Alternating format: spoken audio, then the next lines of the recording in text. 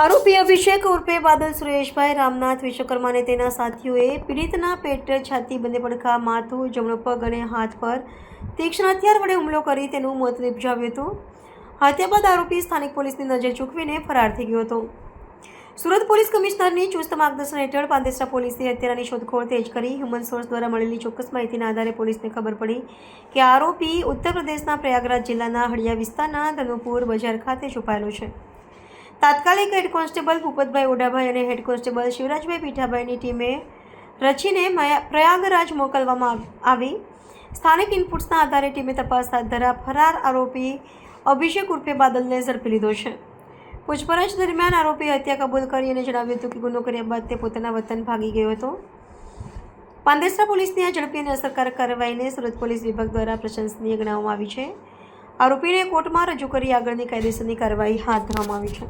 ગઈ તારીખ 15 એપ્રિલ 2026ના રોજ પાંડેસરા પોલીસ વિસ્તારમાં કર્મયોગી સોસાયટીમાં એક બનાવ બનેલ, જેમાં એક જમાઈએ સાસુ પર જ્વલનશીલ પદાર્થ નાખેલ, જેના ભાગરૂપે પાંડેસરા પોલીસ સ્ટેશનમાં ખૂનની કોશિશનો ગુનો દાખલ કરવામાં આવેલ અને 2-1 દિવસ બાદ જે સાસુ પર જ્વલનશીલ પદાર્થ છાંટવામાં આવેલો તેમનું મૃત્યુ થયેલું, જેથી મર્ડરનો ગુનો દાખલ થયેલો.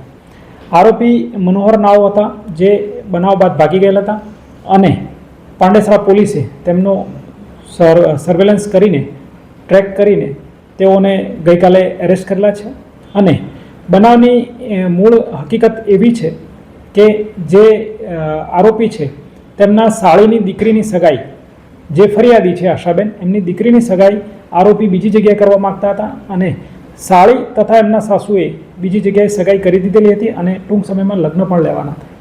જેનાથી હતપ્રભ થઈ આરોપીએ પોતાના અસ્તિત્વનો પ્રોબ્લેમ છે એવું માની અને આ સગાઈના મુદ્દાને ધ્યાને રાખી તેની સાસુ પર જ્વલનશીલ પદાર્થ નાખેલ અને જેના કારણે તેમને હોસ્પિટલાઇઝ કરવા પડેલા અને બાદમાં તેમનું મૃત્યુ થયેલ, જેથી મર્ડરનો ગુનો દાખલ કરી આગળની તપાસ પોલીસ ઇન્સ્પેક્ટર શ્રી કે ડી જાડેજા સાહેબ નાઓ ચલાવી રહેલ છે અને તેમના વિરુદ્ધ પુરાવા એકત્રિત કરવાની કાર્યવાહી ચાલુ છે. જે સાહેબ આરોપી શું કરતો હતો અને જ્વલનશીલ પદાર્થ છે ક્યાંથી લાવ્યો? જી, આરોપી છૂટક મજૂરી કરતો હતો અને ઘર કંકાસના કારણે પણ બેકાર હોવાના કારણે પણ ઘણીવાર ઘર કંકાસ હતો, જેના મૂળમાં તેના સાસુ રહેલ છે તેવું તે માનતો હતો.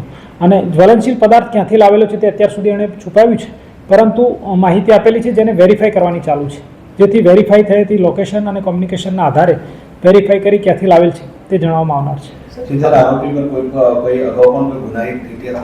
ના, આરોપીનું આ પ્રથમ જ બનાવ છે અને પહેલી વાર જ ગુનો દાખલ થયો. અગાઉ કોઈ ધમકી આપ્યા હતા કોઈ સાસીને?